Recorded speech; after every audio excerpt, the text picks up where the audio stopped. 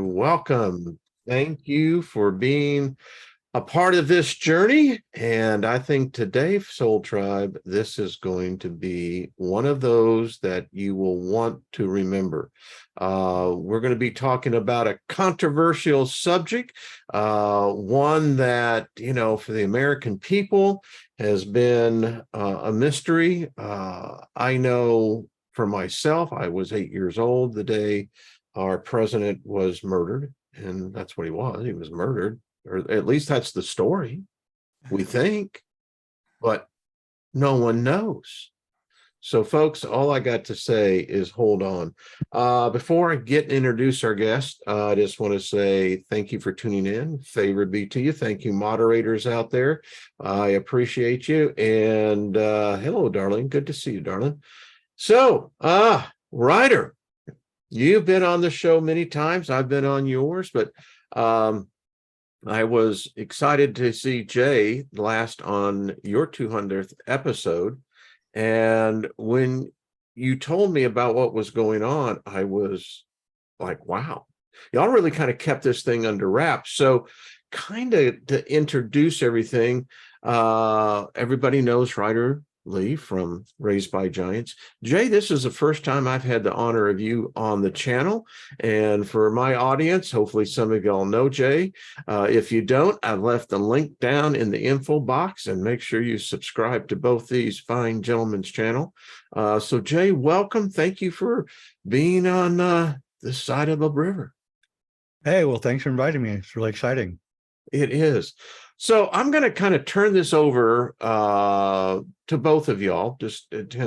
So what we're dealing with here is an event that has scarred our country. I mean, again, it's been at least 59 60, years. 59, I was going to say. Yeah, I was in the third grade.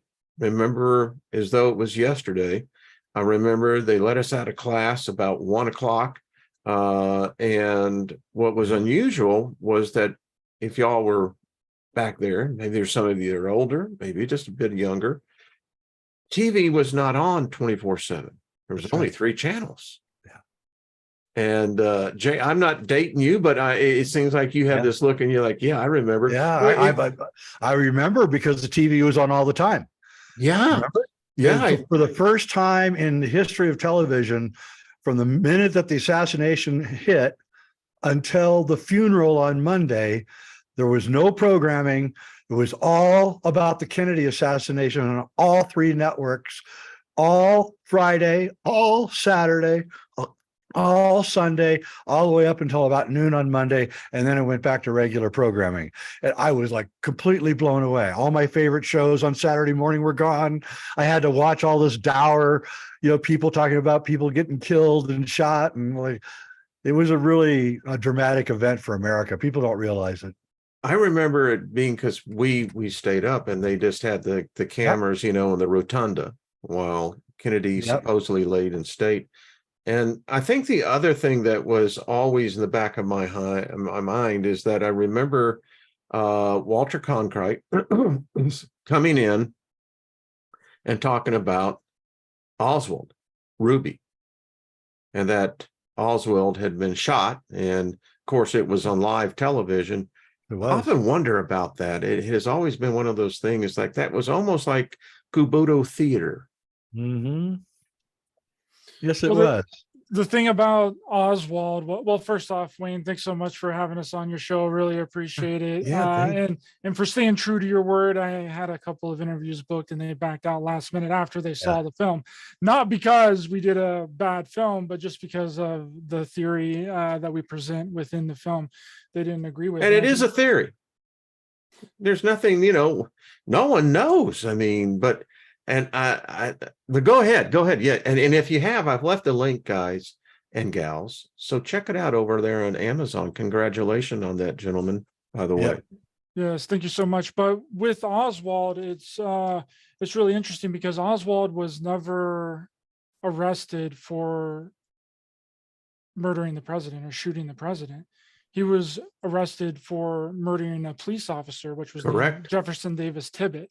And no one really knows that. They think because he everyone just assumed that he had killed the president when they kind of dumped that charge on him after they charged him for the murder of Jefferson Davis Tippit. Yeah, Oswald, he has a very suspicious past, as everyone knows. He renounced his citizenship and went to Russia, married a Russian. The Russians never trusted him. They thought he was a double agent, which he probably was.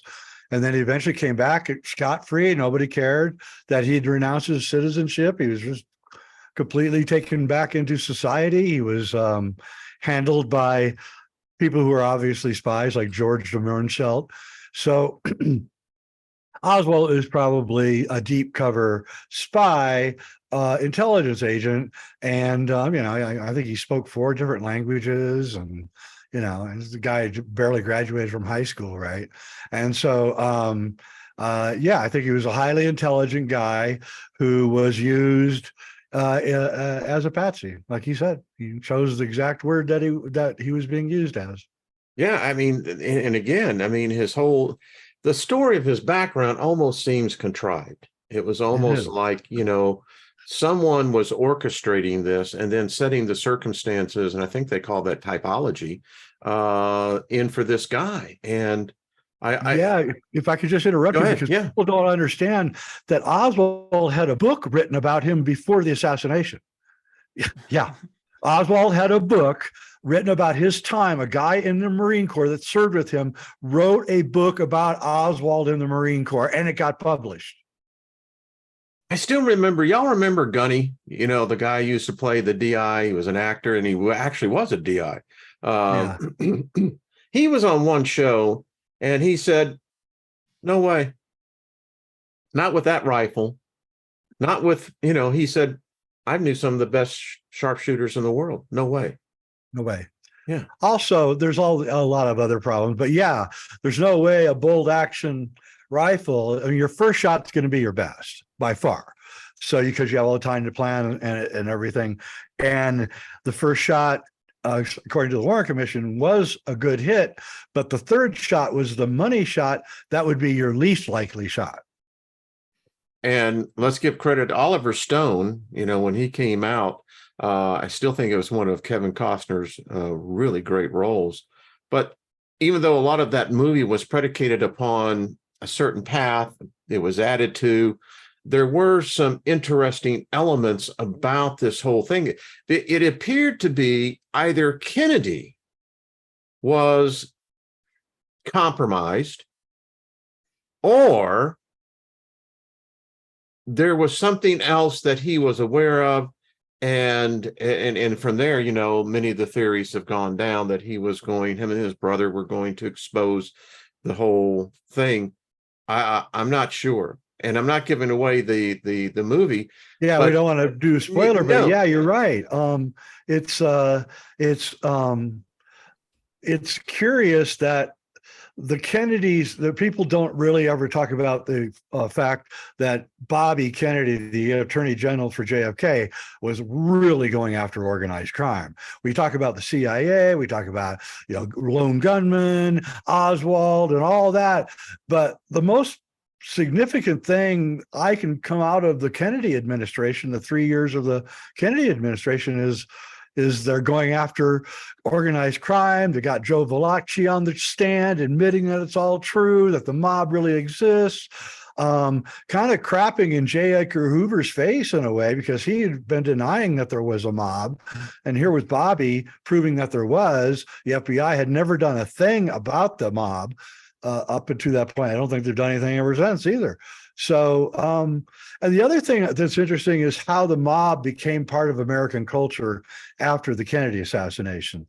They began making mob movies, The Godfather, and then pretty soon by mid-70s, we were like, oh yeah, the mob, sure, yeah, they're everywhere. Everybody fell in love with it. I want to be a made man. I mean, that was the whole idea. And it's interesting, Jay, that, and Ryder, jump in here, is that when you talk about the Justice Department under Bobby Kennedy, it was very clear that the right hand didn't know what the left hand was doing, and the left hand wasn't about to tell the right hand what the hell was doing. It was very clear. Yeah, no, you're right. And Bobby Kennedy had a lot of people stabbing him in the back and going back to the mob and telling them what they were looking into. And several times the mob had to change where they were meeting because Bobby Kennedy knew where they were meeting and was sending agents in. So the mob was like completely flipping out. They'd had their own way for years since Prohibition. They've just been able to roll over everybody. And all of a sudden here, this young punk, is coming after him. And I like his son too. His son's got that same kind of, I'll tell you this, and I'll let Ryder speak, but after doing this movie and everything and all the research I did to put into it, I came away, yes, the Kennedy brothers were not very nice people in a lot of ways. Yes, they made a lot of mistakes, but dang, I think they actually were heroes. They really did try to stop a very terrible thing from happening in our country. And I think that, whatever happened to John and whatever happened to Bobby, they did something really brave. Well, and you're bringing up memories on this thing now, because if you look at the dynamics of the political structure of the United States, you had the Eisenhower Doctrine that was the military industrial complex. You had basically a wealthy kid. And the fact of the matter is, John Kennedy was a hero. I mean, his exploits in World War II are well documented. Yes, they are. He was in naval intelligence. He was running the PT boats that were going behind the lines and scooping up mines and doing really dangerous work. And he was a rich kid. He didn't have to do this. No, his dad could have got him out of it, but he chose to do it. Well, his daddy was. By the way, that's where he got that disease, Addison's disease. Bingo. He caught that. Yeah, he caught that from seaweed or something where he was getting rid of mines, and he caught Addison's disease, which is a nervous disorder, which is a very painful disorder to have, and he caught that doing work for the U.S. Navy. So yeah. I mean, the man's character and integrity was above reproach. I mean, he loved women. I mean, what's wrong with that? I mean, if I had Marilyn Monroe hitting on me, I mean, Jacqueline was the epitome of class. I mean, she really was. I mean, she brought, because she was actually the first lady of the post-war era that was really came from, sophistication. And that's the image that she carried, and that's what the image she did until she passed. What's interesting, Wayne, is that we have a audio segment between Jackie Kennedy and Lyndon Johnson toward the end of the film, which is very interesting, and I don't think a lot of people have ever heard that before. And it's almost. And you bring up Lyndon Johnson, Oliver Stone, I think, sworn on Air Force One, immediately after JFK was done. Yeah, I mean, Jackie's standing right beside him. There was some funky stuff, man. I mean, that's all I got to say. It was just the whole thing was so real. And Johnson was the old Democrat. I mean, that dude was well said, my friend. You know what he did one time? He invited Bobby to come down to the ranch in Texas. And then he said, "Hey, Bobby, you want to go out shooting?" And Bobby's like, "Okay." And so Johnson gave him an elephant gun, like a 6 gauge, like a 6 gauge. And he said, "Hey, here, why don't you try shooting this?" And Bobby had no idea. He thought it was a shotgun.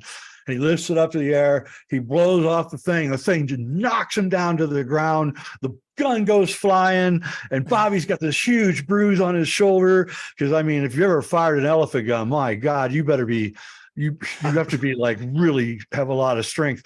And Bobby never forgave him. Bobby was down on the ground. Everybody's laughing at him. All these cowboys are all laughing at him, and Bobby gets up, and I don't think Bobby. That's some bad blood. Pardon me? That's some bad blood. Oh, Johnson was a terrible person. Right near the end of his life, I know someone who was running a hardware store in where Johnson lived, and he said that Johnson came in like couple weeks before he died. He had hair down to his shoulders. He had a beard down to here and all white. And he was just shuffling along. And he looked at the guy when he was paying for whatever he was getting. He said, "Oh man, I screwed up big time." It's odd when you talk about Johnson. When I was a ward of the state, there was a private organization that actually had summer camps for rich kids, but they opened it up for us, the ones less fortunate in society. But anyway, my whole point is their property bordered LBJ's property. And the Johnsons, allowed them to go onto their property and do it. But anyway, and Johnson he was one of these guys that when you look at the geopolitics of this whole thing, I think Kennedy was for peace. I think he really saw an opportunity to get us out of, at that time, an Indonesia policing, and that's what initially it was in Vietnam. I mean, the French got the hell out of there because they knew exactly the quagmire. Oh, yeah. And Johnson had never been in war, but Kennedy had. Yeah. So generally, if you've been in war, you don't like war. That's what I found. And so Kennedy's like, "What are we doing here? Let's get out." He started pulling the troops out, really peed off the Pentagon because they have contracts. People don't realize, but like I have an uncle, he's long gone, but he worked for Lockheed Martin, high up. And when the first Gulf War started, I saw him at a dinner. And he said, I said, "How you doing?" He goes, "Oh man, I'm doing great." And I said, "Why?" He said, "Oh, the Gulf War going, I'm making $100,000 a month." Right. So people don't realize that the military industrial complex makes a lot of money. Like right now, they're making tons off the Ukraine war. And I mean, these guys are raking it in. And Kennedy saw that. And he knew that Eisenhower's warning about this, he took it seriously. And he started doing really crafty things like moving bases to other states and making sure that things weren't centralized. So the Pentagon was more spread out, and then putting civilian leadership in. And so Kennedy was like really, like we say in the film, he was really pissing off a lot of people. In fact, there was no end to the number of people that he was getting angry at him. And so as we show in the film, the events of November 22nd, 1963 were almost foreclaimed or whatever, because we know that there was a hit out on him from the mob. We play the recording in the movie. They said they're going to shoot a high-powered rifle from the top of an office building. FBI informant and the person who's planning on setting the whole thing up. The mob had hits out on him. We have an interview with the mobster in the movie where he says, "Yeah, Kennedy had peed off everybody, and that's when they ordered the hit."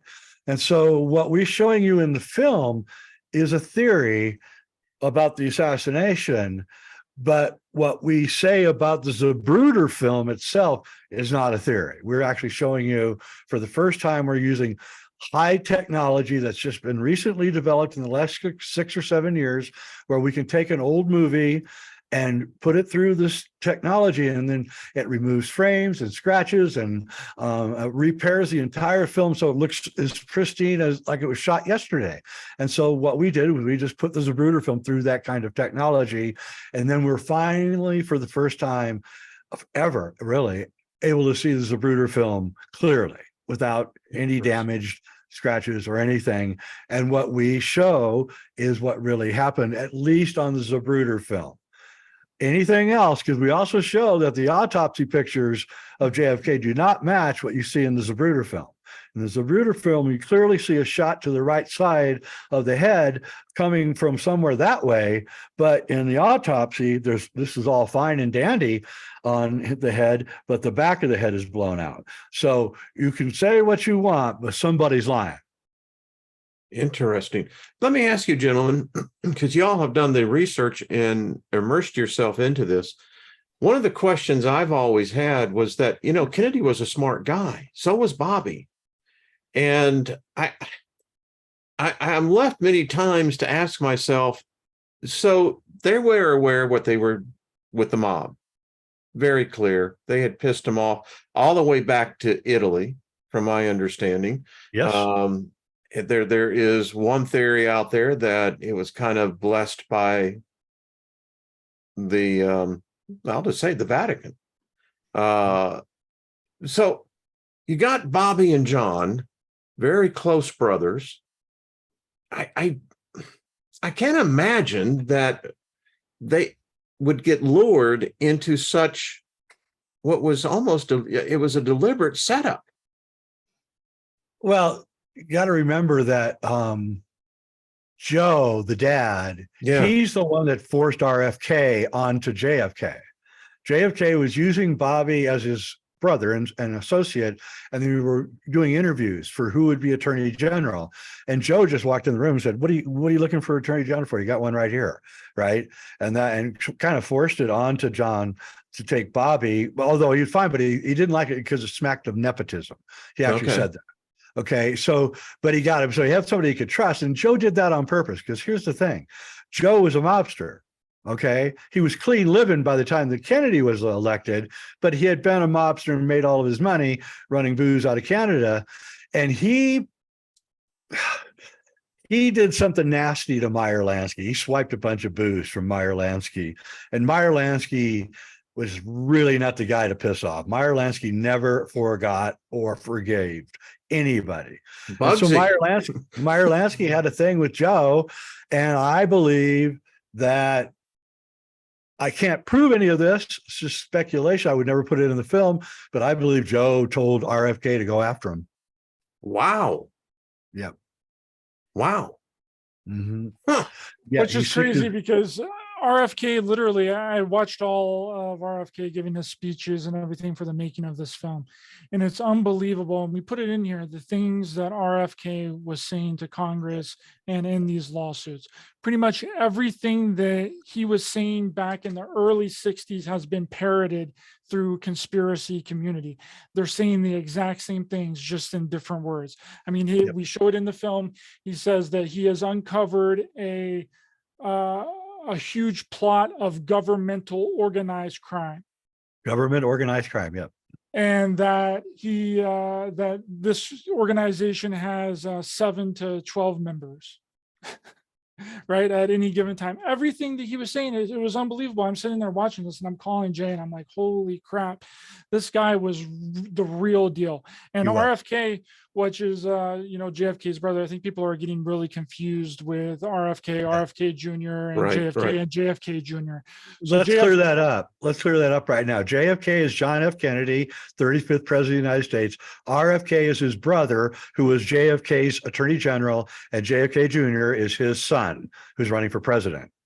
And RFK also got assassinated as well and shot in the side of the head, which is wild that they would do that. But I was really taken back by exactly what he was saying back in the early 60s. It's exactly what everybody is saying right now to this day. Just in the implications, Ryder, what y'all have discovered here is frightening, because it's very apparent this organization, this cabal that is fronting as the United States government, because we play house, we play Caputo theater, by everything that, we go to the polls and we elect our representatives.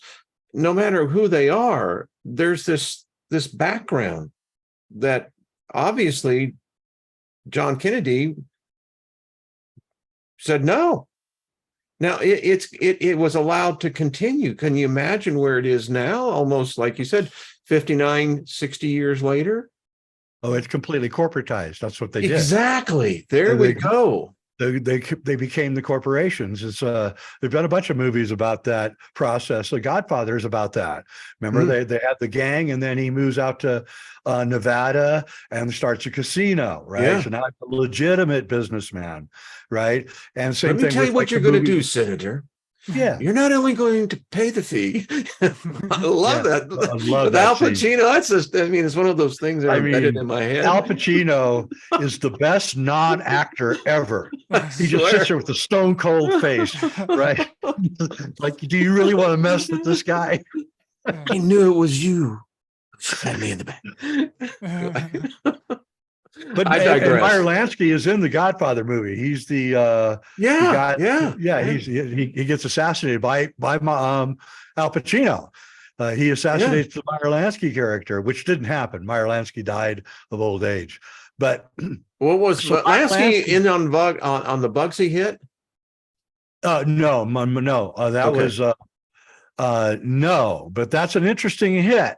I've got to tell you, that is an interesting hit. And I think it might have been the Irish mob. You know, and here's just me. I swear they got that on film. You know, I'm not, and of course they in the movie we see how it's depicted, but I'm telling you, I think the mob actually had cameras set up on that when they did. Yeah. Okay, so famous story. Meyer Lansky calls a whole mob together. This is about 1953 or so. And he on a stage in a big, huge theater. They're all there, all the bigwigs. And he walks out, he opens up the curtain. There's a tripod with a Bolex 16 millimeter movie camera and a tripod with a Thompson machine gun on it. Right. And he says, which one of you guys think, which is more powerful to you guys? This one? Nobody clapped when he did the camera. Or this one, the Thompson. He goes, you're wrong. This is what is more powerful. So we're going to set up safe houses in every single city in America with one-way mirrors. We're going to put these cameras behind the mirrors. We're going to bring all the cops, the judges, everybody, the newspaper guys, everybody into these houses. We're going to compromise them. We're going to shoot them on film. We'll keep the film. If they don't play our game, we send a copy of the film to their wife. You know what? These guys were early day hackers. They were. I mean, they had the virus, you know. And that's the thing. The Kennedy brothers didn't know this. They didn't know. Since Joe had been out of the mob by the 1950s, they didn't know that there was this giant compromise thing going, a la Jeff Epstein, whatever his name is, right? And but way earlier. And it's just amazing because people don't realize it, but those safe houses are piggybacked into the porn industry, which the mob owned. And so the mob had these film labs doing porn, and then that's where they processed all the film for their safe houses where they were compromising all the politicians. And this was all with guards around the laboratories and everything with guns, and people Kennedys didn't realize what they were up against. That's another thing we point out in the movie, which is why they took the actions that they took in the movie, because they had vastly underestimated the mob and how far it had advanced since Joe left. Marilyn Monroe, Jay, as you were just talking, it makes me more and more suspicious about her. For sure she does. Yeah, and also the woman we point out, Mary Pinchot Meyer, who is also a lover of Kennedy's, beautiful socialite, who's ex-wife of the head of the CIA, Cord Meyer. And she's shot in broad daylight in DC. Whoa. It's like, and nobody's ever convicted of it. It's like, what in the world? And the first person to get there on her assassination was a reporter who said that she was just laying there on the sidewalk with no blood. So it's just the strangest story. And Marilyn Monroe's story is equally just as strange. Well, I swear she's a result of a hit. Someone put the contract out on her. Yep, I agree completely. There's a story there that I know that I can't tell anyone, and it also involves Jackie, but I can't tell anyone because it's too painful to the Kennedys to tell. So I'm not going to tell the story yet, but there is some future date where I'm going to tell that story, and it's going to shock a lot of people. Y'all, I'm telling you, we've built, there's so much intrigue now around this. There's so many different players that would all have a reason and a motive to. Yeah, but then why is no one cop to it, right? Why, if the mob was the one that killed JFK, assassinated JFK, then why does no one know who done it?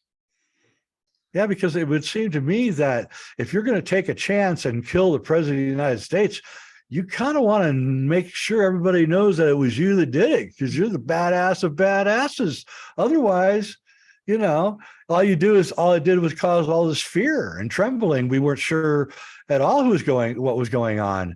But we also have to understand that by this time, by 1963, the CIA was 16 years old at this time, and it had been given rules that it could not operate on American soil.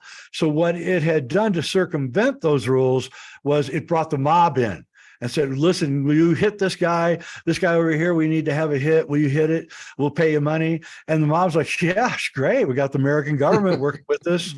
So now we have the CIA and the mob working with each other. And then what I call the great melting happened after the Kennedy assassination on November 22nd, where the intelligence agencies and the mob just melted together into one amorphous mob. And that's where we are today. They're the mob and they all work together.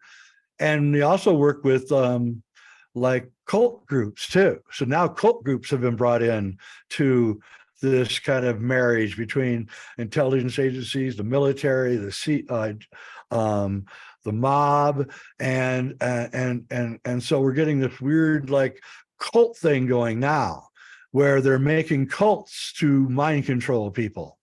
So it's very interesting how the whole thing really is mind control. That's what it is. The whole thing. It's using theater to mind control the population. And we're going to discover through the next few films that Ryder and I are going to do that they do this all the time. They're doing it today. And it's theater. And we have to recognize that it's theater and quit falling for it. Wow. And it's still, I come back to this. So do you think Kennedy was just completely naive of this whole thing in Dallas? I mean, I think he had all rich people have a private police force around them. Trump has it. If you got billions of dollars, you got to have it. So Kennedy definitely had a private group of guys that were protecting him. And I'm sure that they intermixed with the Secret Service, right? So you couldn't tell who was who. Maybe they all dressed alike.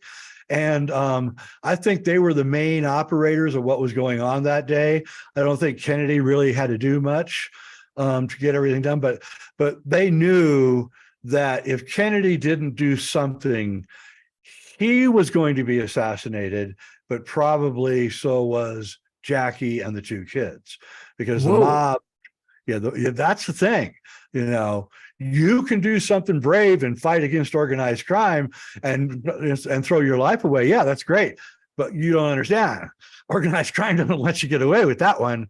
First, they come and they kill your dog. Then they come and they kill your kids. Then they come and they kill your wife. Then they come and kill you. They want to, if you've done something really bad to them, that's how they do it. And you'll see, you can actually watch mob hits. There's a famous couple in Canada about 5 years ago.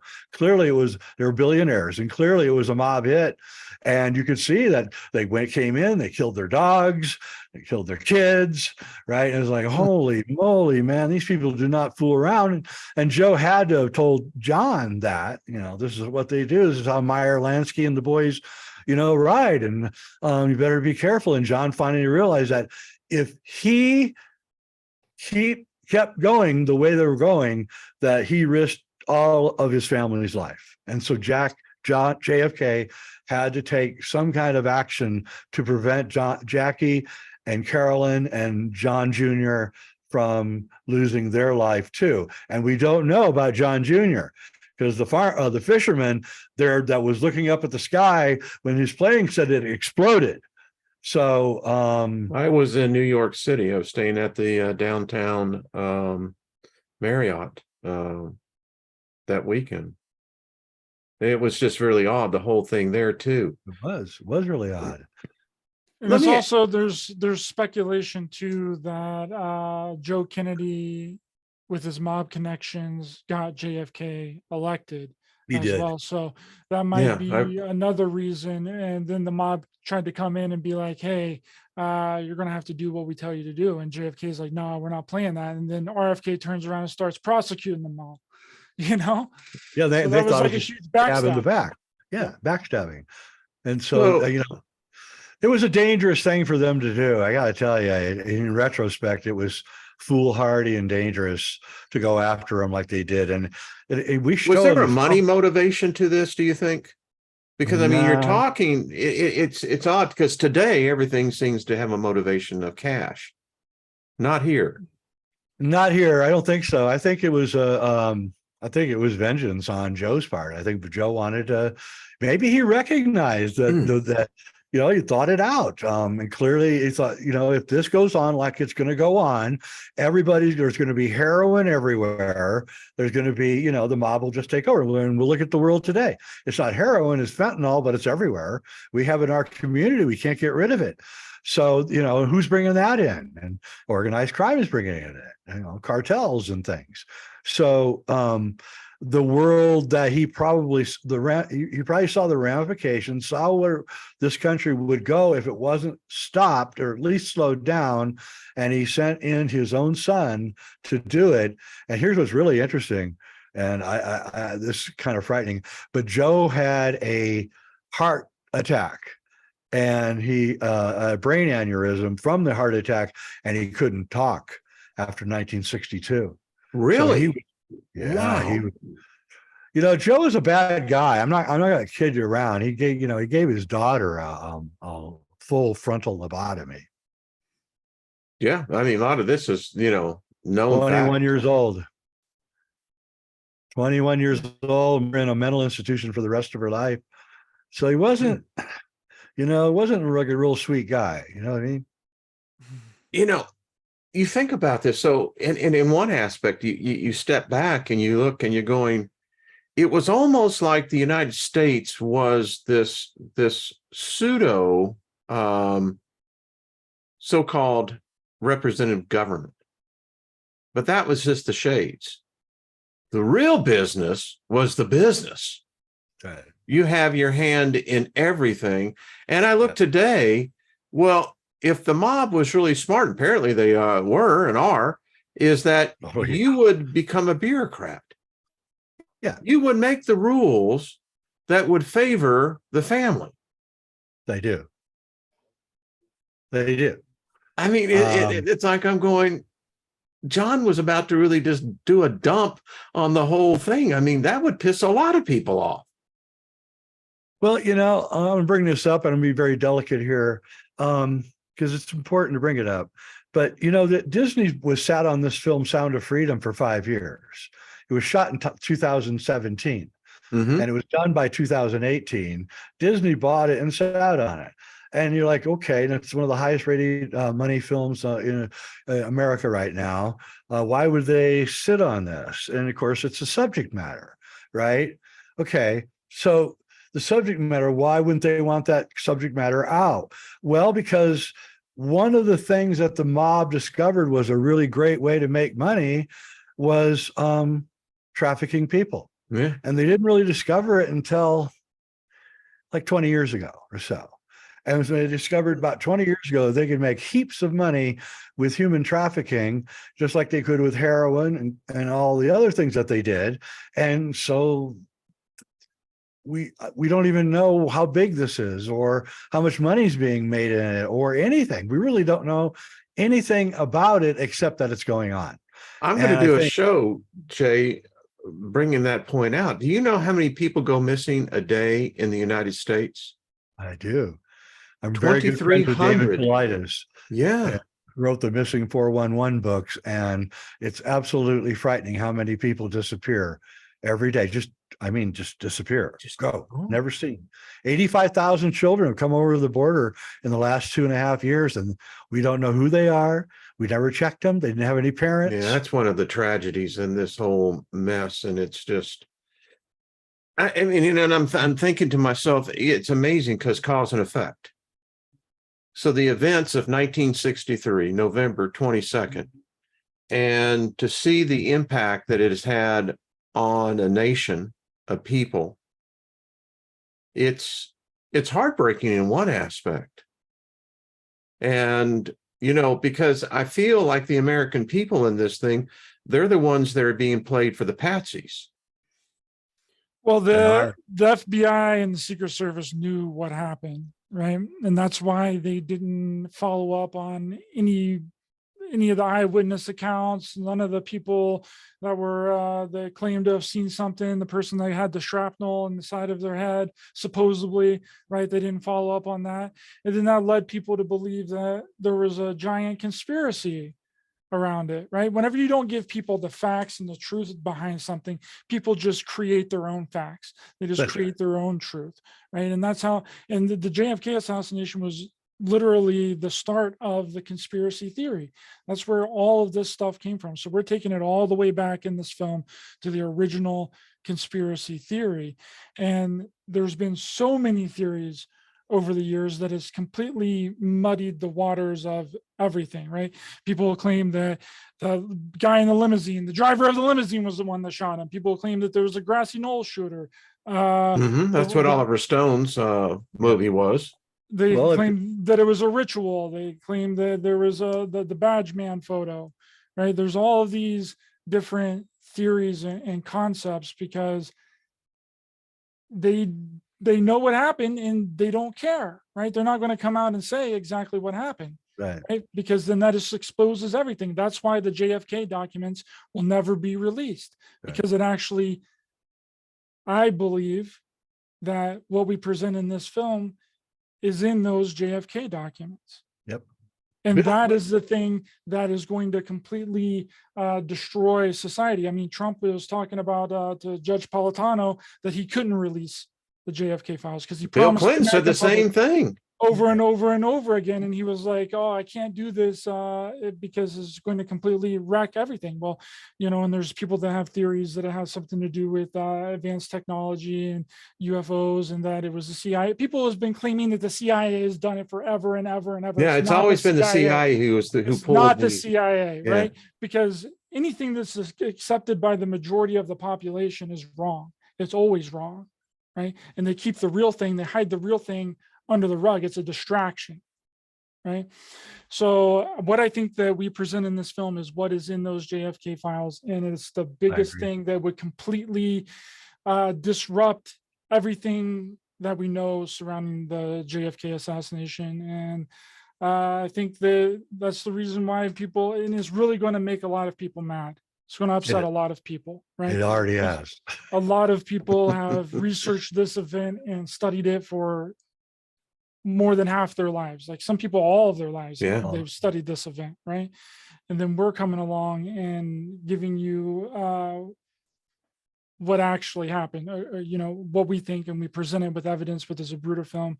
And once you watch it, your mind is going to be melted, I think. And there's been people that I've sent it to that's watched it and they've loved it. They've watched it 3 or 4 different times. And young people really like it, and the older generation really like it as well. So it's kind of like, which I thought that it would be the opposite way around. So what does your generation find compelling about an event that happened, 6 decades ago? Well, I don't think that they really have a solid opinion on it, right? They're just kind of following everyone else's lead on it, that it was that the CIA staged it, the Secret Service was involved, which we do show in the film, that the Secret Service agents were being called off of the limousine, called back from the limousine by their superiors. Because as Jay presents in the film, the standard operations for a limousine in the public like that, there's supposed to be 2 Secret Service agents running along the limousine as it goes down in the public, on both sides of in case there was some kind of threat on the president's life, a bomb or something like that going off, or someone trying to kidnap the president. You want those Secret Service agents running right beside of the vehicle. But right as they're getting ready to run alongside of the vehicle, they're called back. Interesting. Right? Which leads people to believe that the Secret Service was involved in the assassination, but they weren't. But they weren't. No, when people have to also understand that if the shooter is at the grassy knoll, which is what Oliver Stone and the conspiracy people say, or if the shooter was on the 6th floor of the book depository, which is what the government says, if someone was firing, I don't know how familiar you guys are with guns, but if someone was firing a .30 caliber rifle, which is what they claim happened here, It would be so loud. It would just be like ear splitting. And 3 shots would be completely ear splitting. Everyone would be down on the ground. Everyone would be looking either at the 6th floor of the book depository or at the grassy knoll, whatever place the gunshots are coming from. So they would see the shooter, because by the 2nd shot, everybody's going to be looking at where the gun is coming from. The gunshots are coming from. It's human nature. Also, and of course, nobody in the Zapruder film reacts to any gunshots going off. Nobody in the limousine turns to look anywhere. They don't hear them. Nobody hears it. Interestingly enough, because we have a good version of the Zapruder film, and it's one of the weirdest things of all is when that thing happens on JFK's head, the driver is looking at JFK, the Secret Service guy in the front seat is looking at JFK, Connolly's wife is looking at JFK, and Connolly is looking at JFK. Only Jackie is not looking at JFK. She's the only one in the car, not paying any attention. So everybody is clearly ready for some event to happen before it happens, because they're all looking at it before it happens. Right. So, and this, of course, people who see that, they're involved too. Oh my God, the Connollys and the driver are all involved. And I think what we do best in the film, and I really have to give Ryder credit for his directing and editing, is we capture the chaos of that day really well, I think. The very chaotic things that were going on, but also we show in the film how you can take a little tiny piece of evidence and run full boogie with it, writing books and screenplays, and it's all based on really flimsy, almost nothing evidence. And I think that we, as in our community of people who look at these things, we have to, realize that there's usually something underneath the surface that you're not seeing. And when you look under the surface, lift the hood and look at the engine, you see what's really going on. So there's a superficial world they show us, then there's the real world. And all events are that way. So, I can't hardly believe anything I hear on the news anymore. I've been on Daily Plaza, been down there, and one of the things, because, particularly as you were saying, Jay, if you understand a caliber of a gun,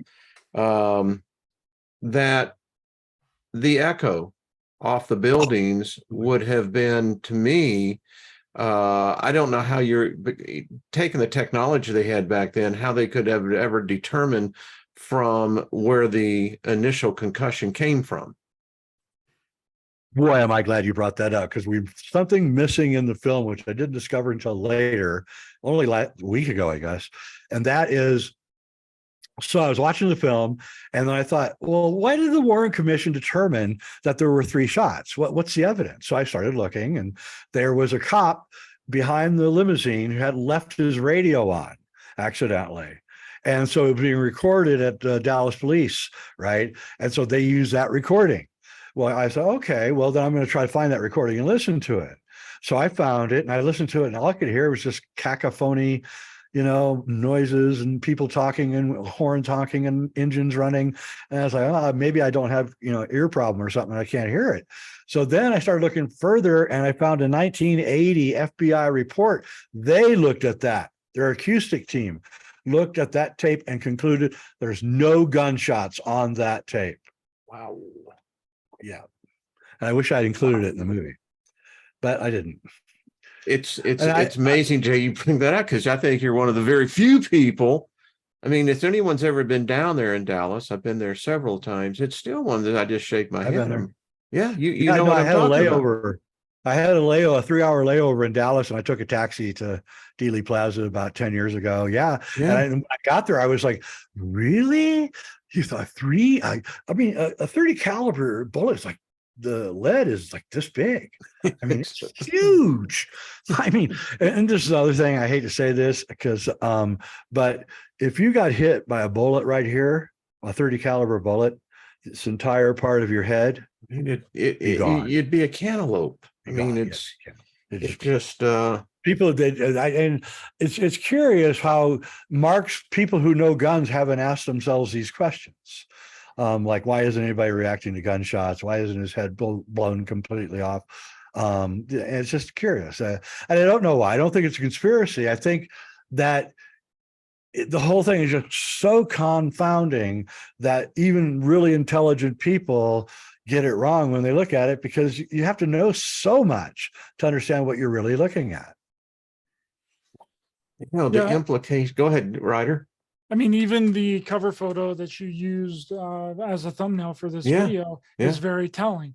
As the X where JFK was shot, and you can see the school book depository all the way in the back. So if the shot came from the school book depository, how did it hit him in the right side of the head? It couldn't. It was a heat-seeking bullet.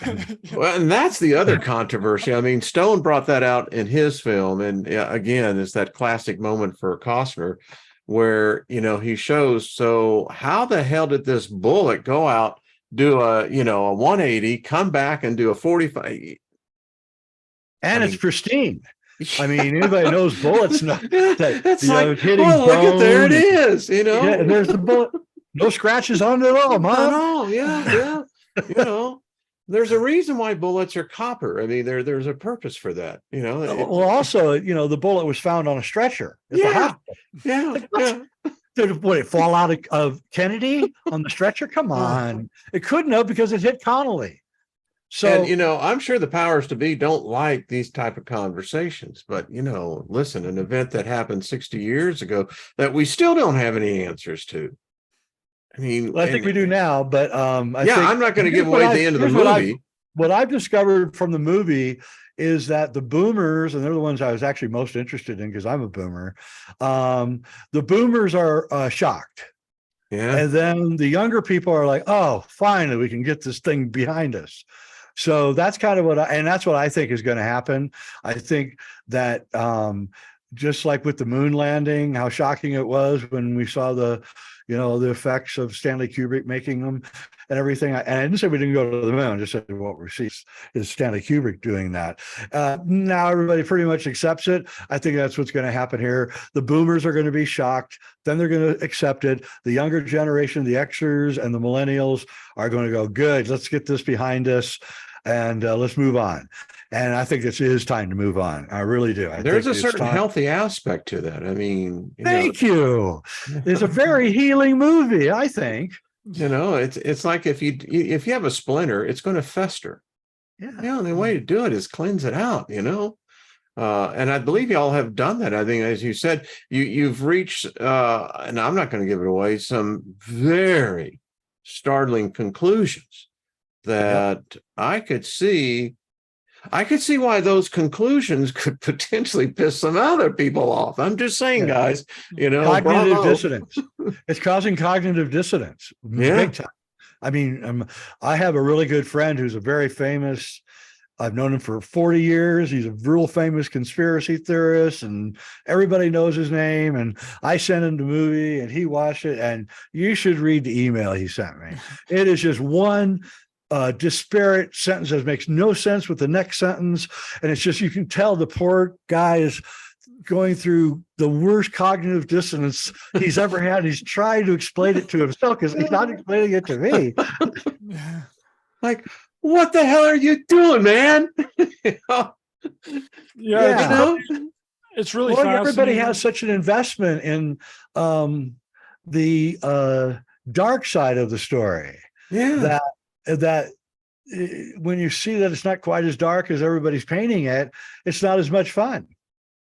Oh, yeah. Well, are you entertained? It's entertaining. They definitely should be. We put a lot of work into that. I was working from the moment that I woke up to the moment that I went to sleep. Well, Ryder, this was some excellent work, by the way. I did not know that you did the editing on that. Yeah, I would wake up in the middle of the night and start working on it too because I couldn't sleep. So yeah, it was an amazing experience, and I definitely hats off to Jay for taking a chance on me and letting me make this film and make something that is kind of like writing a book. It's like the equivalent to writing a book, something that's going to stay forever, that's always going to be there, and that's a huge accomplishment, I think, on my end. And Jay, It's a taking hell of an chance. accomplishment. I mean, I literally hit Jay up because our original thought and our original idea was to do it on The Shining, because I presented Jay with a new theory of mine on The Shining.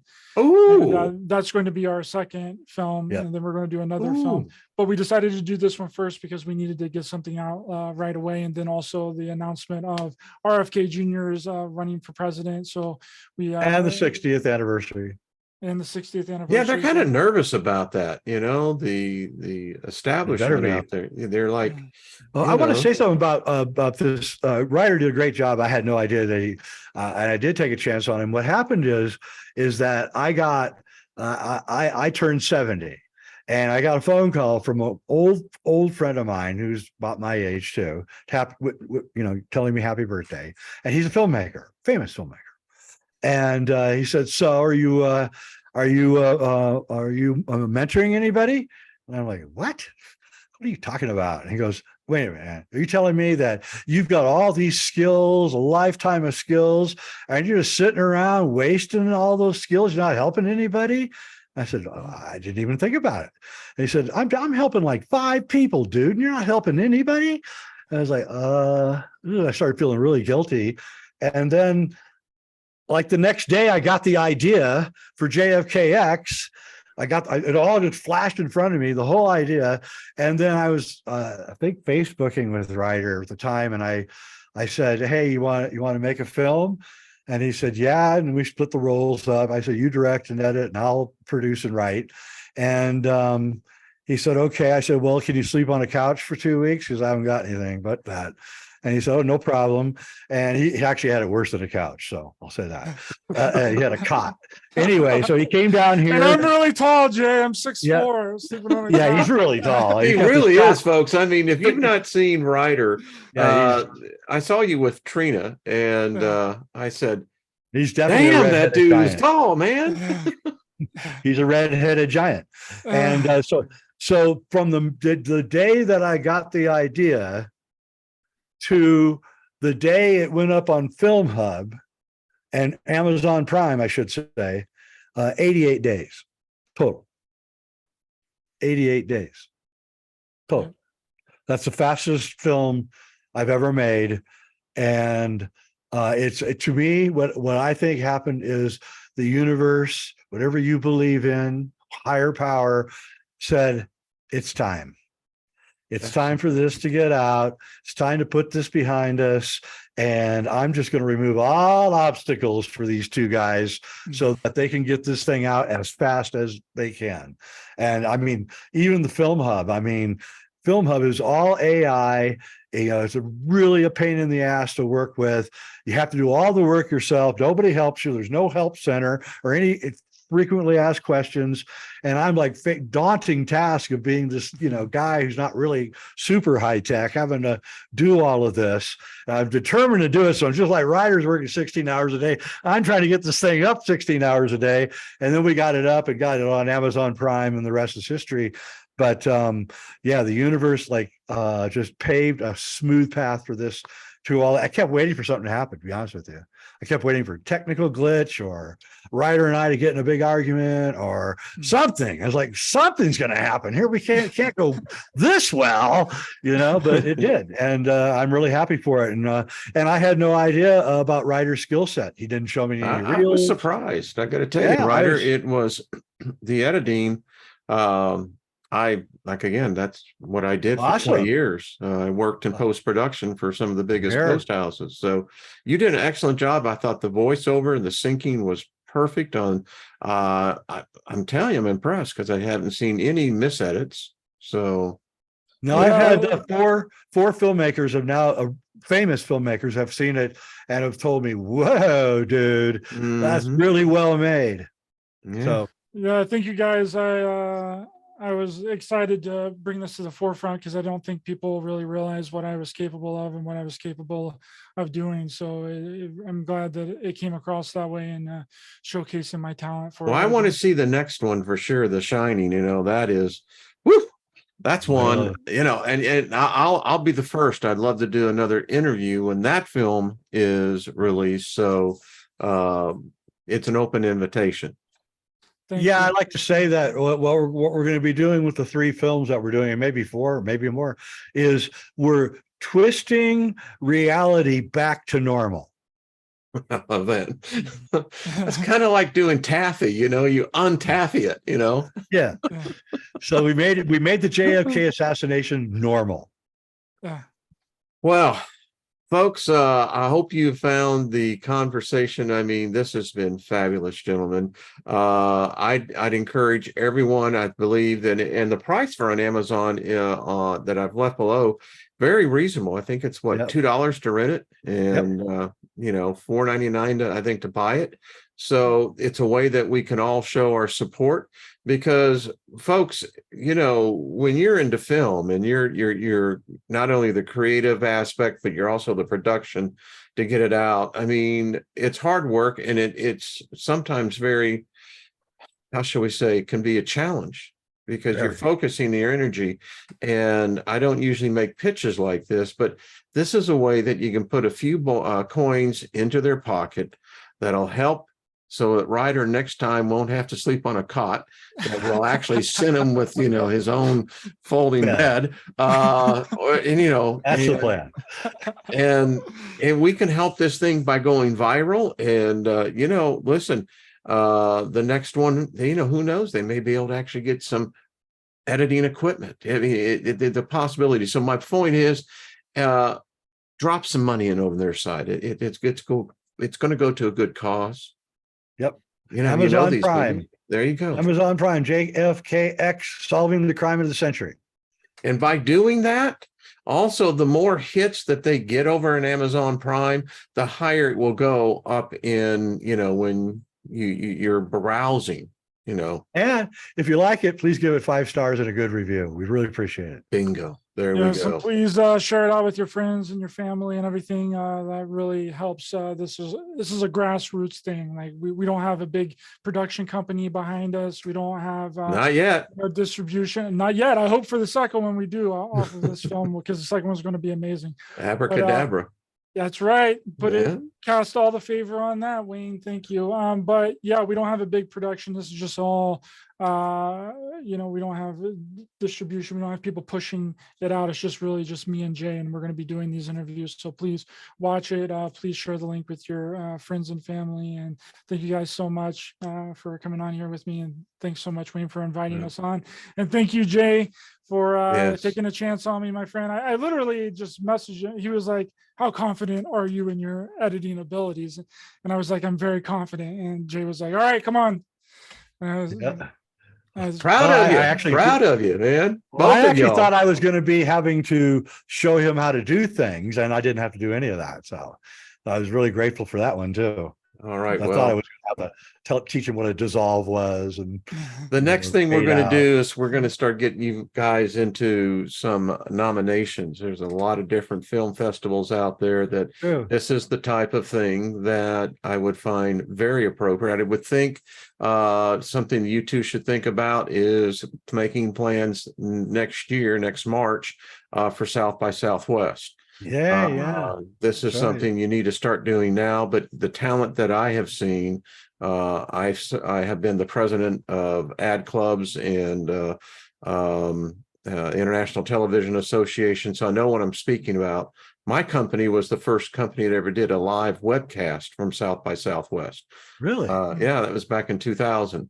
So this is the type of thing I encourage you both to pursue, because the type of quality of work that I have seen on this is worthy enough for consideration in any film festival. Well, I'm going to definitely take you up on that and look at the festivals that are coming up and start applying. Definitely get down at South by Southwest. This is one way that you have a perfect, again, this subject matter is the type that pulls the curiosity in, and it'll also make you some introductions into some of the industry. And I'll do some checking of my own of some of the people I know as well. All right, everybody. Everybody, Scotty Boy says, go Ryder Ranger. That's right. Go Ryder Ranger. He ain't afraid of no editing. Gaia says she's worked in many film festivals. So Gaia, if you want to help them, maybe send them some in direction on this, go and watch the movie. You're going to enjoy it. You'll see what I mean. And I expect this next year to see this being probably award-winning. So that's where I'm looking at. Wow, thank you. Thanks so much, Wayne. Gentlemen, much love to you. Thank you for tuning in. you. Stay with me on this one. Folks, thank you as well. Again, show these folks how much you love them. And the best way you can do that is A, go watch the movie. 2, give 5 stars, and then subscribe to their channels. All right. Much love, everyone. We'll see you again.